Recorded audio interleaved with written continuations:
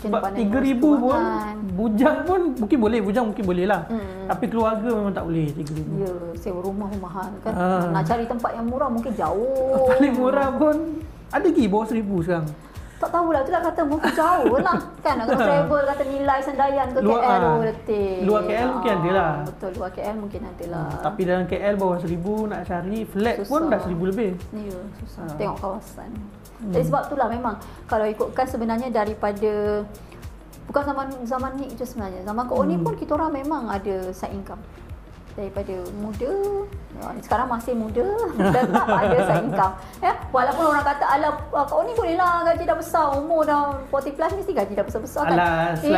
Nick, hidup kita ni berfasa kan Nick kan. Dulu fasa berdua Dik kan, makan berdua je. Sekarang dah bertiga, berempat, berlima, kita orang dah berenam dah. Berenam dah. Kan? Kalau gaji aku naik 1,000, kosnya mungkin lebih daripada 1,000. Sebab macam Kak Oni 4 anak dara kau. Kalau beli selai tudung ni nak kena beli 4.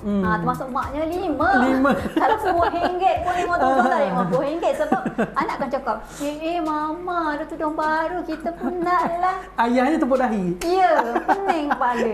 Kan? Tak beli, kesian pula. Iyalah. So, kos kita pun sebenarnya bertambah seiring waktu.